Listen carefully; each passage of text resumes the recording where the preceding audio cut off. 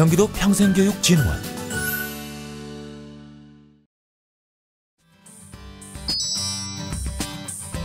안녕하세요. 이번에는 3장 평생학습 도시 함께하기입니다. 평생학습 도시 사업은 지난번 시간에 2001년에 시작했다고 말씀을 드렸는데요. 평생학습 도시 사업을 이야기할 때 평생학습 도시, 학습도시의 기원은 아테네를 이야기합니다. 아테네에 있는 아고라 광장, 우리 아고라라는 말씀 많이 들어보셨죠? 폴리스마다 시민들이 모이는 아고라가 있었는데 그 아고라에서는 시민들의 총회가 개최되고 또 공개 의견들을 발표하고 토론이 이루어지는, 그래서 그 안에서 시민들의 의견이 수렴되는 활동들을 수행하면서 지적 유의를 공유하는 공간이다 라고 이야기가 되었습니다. 이 아테네 아고라에서는 삶 자체가 교육이고 교육이 즉 삶이라는 그런 이상을 가지고 평생교육과 평생학습도시의 원형이라는 그 평을 받으면서 아고라 광장이 평생학습 도시의 기원이다 이렇게 많이들 이야기하고 있습니다. 이 용어가 쓰여진 것은 1979년에 일본 가케가와시에서 먼저 시작이 됐는데요. 현재 학습도시의 발전을 OECD에서 봤던 부분들은 제1기를 1970년 태동기로 보고 이때 일본, 캐나다 등에서 교육도시 프로젝트 지원 사업이 시작이 되게 됩니다. 제2기는 1990년대 초반을 도학이라고 보고 있는데 1992년에 스웨덴 고덴버그라는 OECD 회의에서 이런 평생학습, 국제학습 도시에 관련된 연합회가 결성됐고 또 영국이나 호주 등을 통해서 전 세계로 급속 확산되는 계기가 되게 됩니다. 제3기는 1990년대 후반인데요. 도약기라고 볼 수 있겠습니다. 1999년에서 2000년 때 국제회의가 개최되게 되는데 이때 이제 평생학습 도시라는 부분들을 통해서 지역학습, 혁신, 또 경제 증진 이런 것에 긍정적으로 작용한다라는 그 보고서가 OECD에서 나오면서 평생학습의 또 도약기를 마련하게 됩니다. 제4기는 평생학습 도시의 확산기라고 할 수 있는데요. 이제 21세기 들어서 지속가능한 경제 성장, 또 사회적 포용, 또 사회적 자본 형성에 교육이라는 부분들이 줄 수 있는 역할, 이 부분들이 부각되면서 이제 국제회의에서 많은 이야기들이 학습도시에 관련된 이야기들이 거론되고 있습니다. 그래서 1기, 2기, 3기, 4기로 나누면서 평생학습 도시의 발전과 확산기를 가져오게 되었습니다. 이런 현대학습도시의 발전에 또 기여하게 된 국제교육도시 연맹들이 있는데요. 1994년에 교육환경을 개선하고 또 평생학습을 통한 삶의 질 향상을 목적으로 국제교육도시 연맹 IAEC라는 국제기구가 창설되게 됩니다. 현재 34개국에 485개 도시가 가입되어 있고요. 한국은 24개 도시가 가입되어 있습니다. 유네스코에서 2015년에 이제 GNLC라고 해서 글로벌 평생학습도시 네트워크가 공식적으로 출범을 하게 되는데요. 이때는 지속가능 발전을 목표로 하는, 그것을 이행 촉진하기 위한 부분들의 목적을 가지고 정책적인 소통, 또 파트너십, 또 상호학습 촉진을 지향하는 그런 목적을 가지고 GNLC 사업이 유네스코를 통해서 이루어지고 있는데 한국에서도 많은 부분들의 관심을 가지고 52개국에 224개 도시가 가입되어 있는데 한국은 현재 2019년 6월 기준으로 47개 도시가 가입되어 있습니다. 이제 한국에서 많은 도시들이 가입되다 보니까 작년부터 3개 도시만 이제 가입을 할 수 있는 문턱이 높아지면서 또 경쟁률이 높아지고 있는데요. 이제 이렇게 그냥 가입하는 내가 글로벌 학습 도시다라는 부분들의 그냥 타이틀이 중요한 건지 정말 이 속에서 우리가 어떤 글로벌 학습 도시로서의 또 다른 방향을 정립하고 또 어떻게 네트워킹 해 나가야 될지에 대한 부분들의 근본적인 고민과 또 우리 도시가 이 부분들의 지향점과 같은가 이런 부분들을 좀 생각해 보시면서 글로벌 학습 도시에 대한 부분들의 가입이나 네트워크를 또 한번 생각해 보시면 좋겠습니다. 이야기인즉슨 그냥 학습 도시에 뭔가 선정을 한다는 부분들에서 그냥 가기에는 여러 가지 지표나 달성해야 되는 부분이나 이런 부분들이 상당히 복잡한 부분들도 많거든요. 근데 이제 우리나라도 이런 글로벌 학습도시 GNLC가 이제 많이 가입이 증진되면서 기존에 지금 우리가 운영하고 있는 한국의 평생학습 도시 이 부분들이 지금 제대로 가고 있는가에 관련된 물음표를 가지고 재지정평가 사업이 지금 진행되고 있잖아요. 그것이 가장 지금 현장에서는 뜨거운 감자인데 과연 평생학습 도시가 재지정평가가 필요한 것인가? 성과에 관련된 부분들은 누구나 다 필요하다고 인정하고 있지만 지금 지표라든지 방법에 관련된 부분들은 여러 가지 논란이 지금 계속되어 되고 있습니다. 그래서 이런 한국에 있는 평생학습 도시, 또 글로벌 평생학습 도시, 또 국제교육 도시 이런 부분들이 지금 이제 계속 가입되고 네트워킹을 해나가고 있는데 과연 가입하고 이곳에 선정되는 것이 중요한 것인지 아니면 우리 지자체의 그런 목적과 목표, 비전과 함께 어떻게 어우러져서 상생을 하고 성장을 할 것인지에 대한 고민이 필요한 부분이라고 할 수 있겠습니다. 네, 다음은 한국의 사례를 한번 살펴보도록 하겠습니다. 한국에서의 평생학습 도시의 출현은 1995년에 경남 창원시라고 이야기할 수 있습니다. 평생학습 도시라는 용어는 쓰지 않았는데요. 창원시 평생교육원 설치 운영 조례, 재정 및 사회교육센터 운영 지원이 우리나라의 최초의 평생학습 도시의 기원이라는 이야기가 있습니다. 또한 1997년 10월에는 군포시에서 전국 최초로 군포시 평생교육추진위원회 조례를 제정하였고요. 이제 1999년 경기도 광명시에서 한국 최초로 정식적인 평생학도시 용어로 평생학도시를 선포하는 일이 있었습니다. 그래서 우리 대한민국의 평생교육, 평생학습 도시를 이야기할 때는 경남 창원시와 경기도의 군포시, 또 경기의 광명시가 논의가 됩니다. 국가평생학도시 조성 사업은 지난 시간에 말씀드렸듯이 1999년에 광명시가 평생학도시를 선포한 이래 2001년에 교육부에서 평생학도시 조성 사업을 시작해서 광명시, 대전 유성구, 전라도 진안군이 3개가 선정이 되면서 사업을 착수하게 됩니다. 근데 2001년부터 2006년까지는 행정적으로 법적 근거 등의 추진 체제의 한계를 가지고 있었고 이런 것들이 표면적으로 나타나면서 이제 2007년에 평생교육법 전부 개정을 가져오는 계기가 마련되게 됩니다. 또한 이 안에서 문제가 됐던 부분들은 이제 평생학습 도시를 지정해서 운영을 하게 되는데 이제 전문성을 필요한 평생교육사가 필요로 하게 되죠.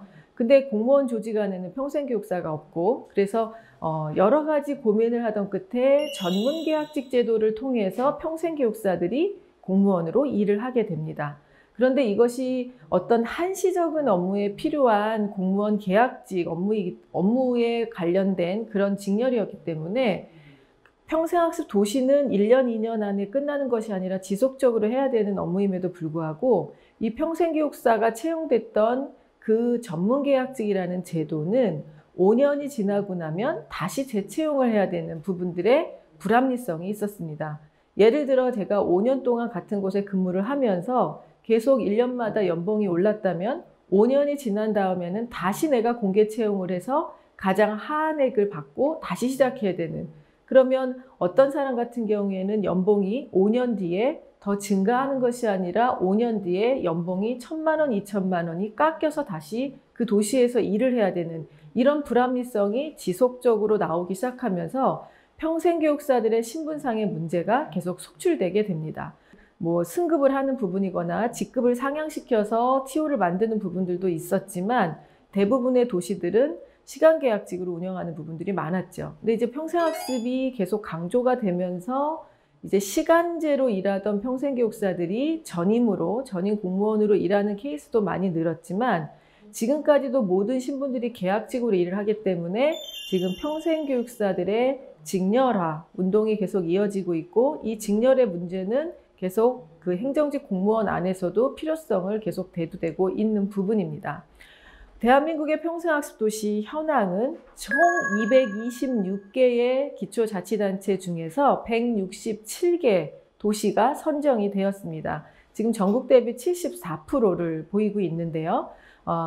그 목포 같은 경우에는 신안, 무안이 같이 3개의 도시가 한꺼번에 컨소시엄으로 제출을 했었기 때문에 목포, 신안, 무안을 한데 묶어서 1개 도시로 봐서 지금 167개라는 부분들을 말씀을 드립니다. 이 평생학습 도시라는 것이 조성되고 나서 특히 주목받는 것은 시군구에 있는 시군구 평생학습관입니다. 평생학습센터라고도 하기도 하고 시군구 평생학습원이라고 하기도 하죠. 그런데 이 기관들은 기존에 있던 여성회관, 주민자치센터, 대학부설 평생교육원, 문화센터 등의 기능을 하는 것이 아니라 어떤 차이가 있는 기능과 역할의 차이가 있을까요?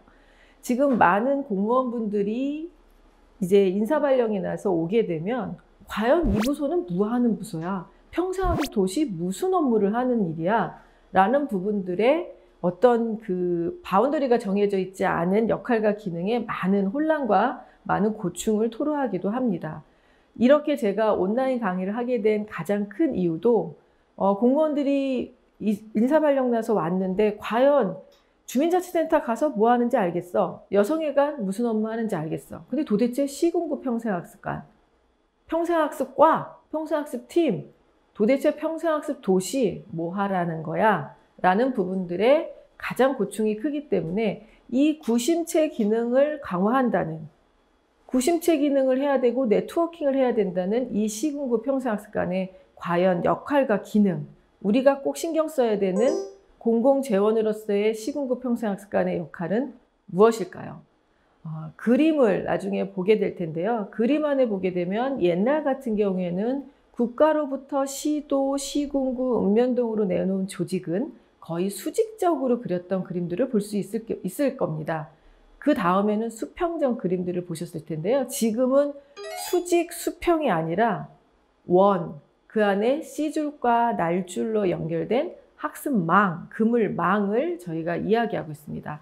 시군구 평생학습관을 중심에 놓고 봤을 때는 교육부와 국가평생교육진흥원, 또 광역에 있는 시도진흥원, 또 시도에 있는 교육청, 지역교육청, 또 시청 안에 있는 유관부서, 이 부서들과의 유기적인 협력관계가 매우 필요로 합니다. 또 그 지역적으로 돌아가서 지역 안을 들여다보게 되면 평생교육 법령에 있는 대학부설 평생교육원이나 백화점 문화센터, 원격 평생교육원 등을 포함한 사회복지관, 청소년 수련관, 도서관, 또 연구소, 기업, 또 경로당, 이런 여러 가지 지역 안에 있는 시설들이 다 평생교육 관련 기관이라는 부분들을 알게 됩니다. 왜냐하면 그 도시 안의 시민들이 평생학습을 제공받는 그 모든 것들은 평생교육 관련 기관이기 때문입니다. 그런데 이것이 법적으로 평생교육 법에 의한 시설이 아니기 때문에 다 전수조사하기도 사실 너무 힘들고 다 연계하기가 매우 어려운 부분들은 분명히 있습니다. 그런데 이 시군구 평생학습관에서의 구심체 역할의 첫 출발점은 지금 이렇게 다양한 법령에 의해서 설치된 이 기관들을 평생학습이라는 이름으로 공통분모로 우리 친구하자 해서 손잡고 연계하게 하는 업무가 가장 첫 번째 구심체로서의 기능 업무입니다.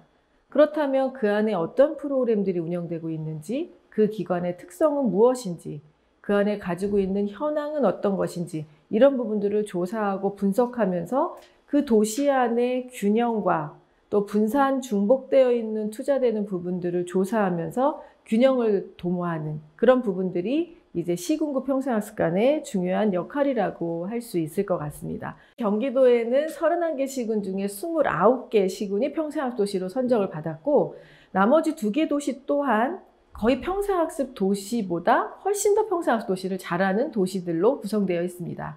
이 31개 평생학습 도시에는 전담부서가 다 있는데 이분들에게 다 저희가 조사를 해서 하고 있는 사업들을 분석해 보니 다음과 같은 사업들을 공통적으로 하고 있는 부분들을 발견할 수 있었습니다. 먼저 평생학습 추진체제 전담부서를 구성하고 전문 인력인 평생교육사를 배치하고 있었고요. 종합발전, 평생교육 5개년 종합발전 구입 수립을 통해서 비전과 전략을 제시하면서 사업들을 추진하고 있었습니다. 세 번째는 원스톱으로 토탈 학습정보 시스템을 구축하고 상담 시스템을 구축하고 있었고요. 네 번째는 그 지역 특성에 맞는 특성화 사업을 개발했고 공동체 활성화 사업들을 진행하고 있었습니다. 다섯 번째는 아까 말씀드렸던 그 도시 전체에 관련된 평생교육 현황을 파악하고 분석하기 위한 조사, 분석, 평가, 또 평생학습 데이터베이스를 구축하고 있었고, 또 학습 연결망을 구축시키기 위한 학습 매핑을 하고 있었습니다. 6번째는 소외계층에 관련된 지원사업, 그 다음에 활성화 기관 프로그램 공모사업들을 진행하고 있었고요. 1차 교육을 마친 사람들에게 학습 동아리를 육성해서 결성하게끔 하고 학습 동아리를 지원하는 일, 또 이들을 통해서 학습 네트워킹을 하는 일, 기관 관계자들과 다 간담회하는 일들을 또 하고 있었고, 지역에 잠재된 인재 발굴을 하는 일, 또 이들을 통해서 학습형 일자리를 발굴하고 연계하는 일들을 하고 있었습니다. 9번째는 평생교육 관계자들의 역량 강화, 교실에서 교사의 질을 넘어선 학생은 나올 수 없다는 이야기처럼 결국은 평생학습의 질을 좌우하는 것은 평생교육사, 평생교육 강사들일 수 있기 때문에 이 평생교육 관계자들의 전문성을 함양하기 위한 전문 연수, 세미나들을 개최하고 있었습니다. 그리고 마지막으로는 모든 사람들이 함께 어울려 화합하고 소통할 수 있는 평생학습 축제, 성과 공유회 등의 학습 문화 조성에 힘쓰고 있었습니다. 이상 10가지에 대한 부분들을 평생학습 도시조성사업이라는 이름으로 평생학습관에서는 구심체 기능을 강화하는 부분들을 하고 있었습니다. 여러분들 보다시피 여성애관 주민자치센터에서는 어떠한 프로그램들이 몇 개 강제에 몇 명이 학습 수혜를 받았다. 이렇게 여러분들이 결과를 보거나 분석 자료를 볼 수 있을 텐데, 평생학습관은 몇 명에게 수혜를 줬다, 몇 개의 과정을 운영했다가 아니라 얼마만큼의 공동체를 형성하고 활성화시켰는지, 학습을 통한 어떻게 지역사회에 참여를 했는지, 또 이 학습을 통해서 얼마만큼 다양한 자기개발과 그 자기개발을 통해서 또 어떻게 지역 사람들과 함께 어우러졌는지, 이런 여러 가지 부분들의 목표와 지향점이 조금은 상이한 부분들을 발견할 수 있을 것입니다. 꼭 평생학습관이 아니어도 일반적인 복지관, 도서관, 센터, 여성회관에서 충분히 평생학습 프로그램에 대한 기회 제공은 얼마든지 받을 수 있지만, 그 정보를 적응받는 구심체 역할을 하는 거, 연계하는 거, 또 뭔가 분석해서 어떤 지향점, 비전을 제시하는 거, 이런 부분들은 해주는 데가 아무것도 없거든요. 그래서 평생학습 전담부서에서 평생학습관에서 해야 되는 역할이라는 부분들을 꼭 기억하셨으면 좋겠습니다. 이러한 공통과제를 통해서 주요 사업을 몇 개 말씀드릴게요. 평생학습 도시 내에서 중요한 사업 중에 하나는 평생학습 마을 만들기입니다. 마을 만들기 사업은 많은 거 아시죠? 정부화 마을도 있었고, 살기 좋은 마을, 또 으뜸 마을, 여러 가지 마을 만들기 사업이 있었는데요. 평생학습 마을은 학습이라는 매개체를 통해서 지역의 공동체를 이루는 부분들을 지향하고 있습니다. 예전에는 평생학습이라는 부분들이 매개체다, 도구다, 이런 부분들이 사실 기분이 그렇게 좋지 않았지만, 지금은 매개체여도 도구여도 드러나지 않아도 우리 지역사회에 기여할 수 있는 하나의 기반이 된다면 기꺼이 평생학습의 그 역할과 가치가 있다고 생각이 듭니다.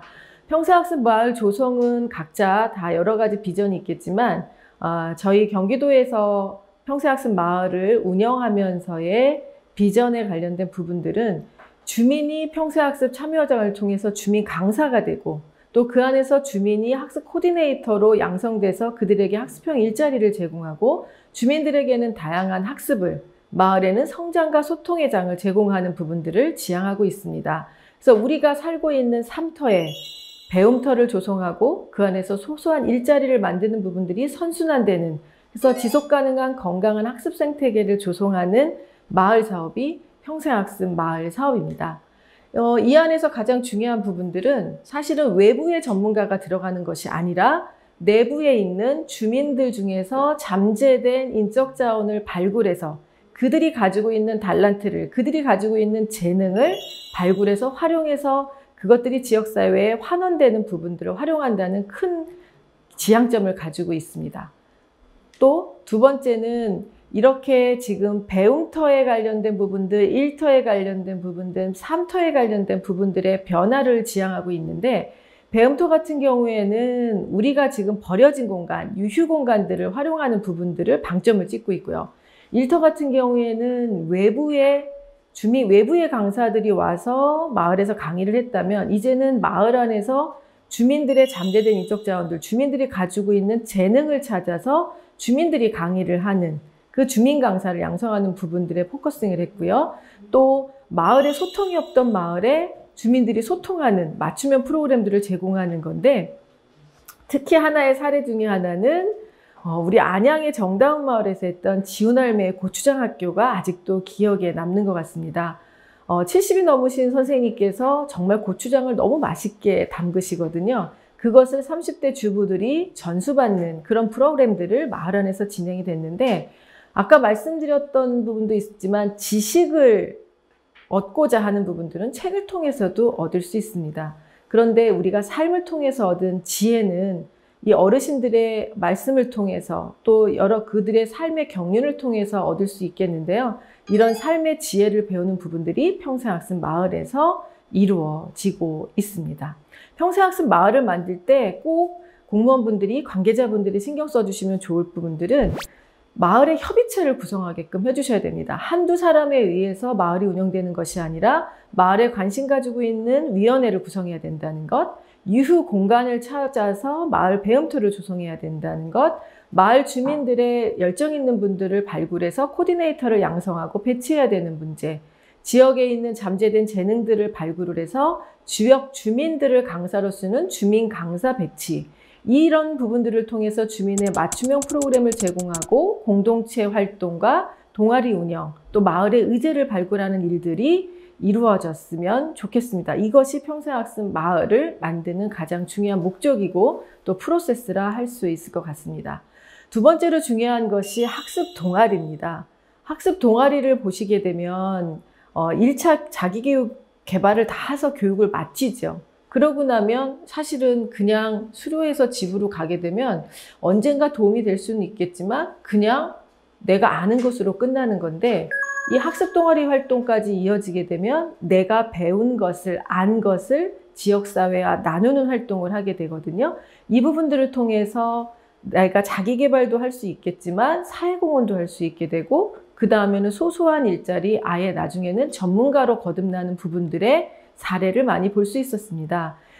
제가 2018년에 국가평생교육진흥원을 통해서 이제 자료 개발을 하면서 봤더니, 학습 동아리 활동이 맨 처음에는 자기 개인적 성취를 위한 자발적 학습으로 시작을 했는데, 그것이 학습 동아리라는 이름으로 지역사회의 공동체 일원들과 함께 공부하고 함께 활동하면서 이 안에서의 포용적 가치, 경제적 가치, 문화적 가치, 혁신적 가치, 공유적 가치, 공간적 가치들이 발현되면서 결국은 학습이 학습으로 끝나는 것이 아니라 지역사회와 만나서 그 안에서 사회공헌 활동을, 자원봉사를 하면서 사회적 가치를 창출하더라 하는 부분들이 연구 결과에 나왔습니다. 저희는 더욱더 확신을 갖게 됩니다. 이제 1차 교육을 마친 사람들에게 우리가 동아리를 결성하게끔 지원을 하고, 그 동아리 활동을 통해서 자기개발, 심화학습, 그 등을 통해서 자기의 삶의 질 향상과 행복도 가져갈 수 있지만, 이것을 넘어서 주변 사람들과 함께 소통하고 그 안에서 지역사회 활동에 참여하고 사회공헌을 하고 자원봉사를 하면서 이 안에서 우리가 가지고 있는 사회적 자본, 사회적 가치를 창출할 수 있다는 부분들을 꼭 기억하셔서 시군에서 일하시는 평생교육사, 또 공무원 팀장님, 과장님, 주무관님들, 이 학습 동아리 육성과 발굴, 지원에 많은 부분들을 좀 신경 쓰신다면 지역 경쟁력 강화, 지역의 발전, 지역의 성장, 그 가장 원동력이 되는 하나의 플랫폼이 될 거라고 확신합니다. 이상으로 3장 평생학습 도시에 대해서 알아봤고요. 다음 시간에 또 만나 뵙겠습니다. 감사합니다.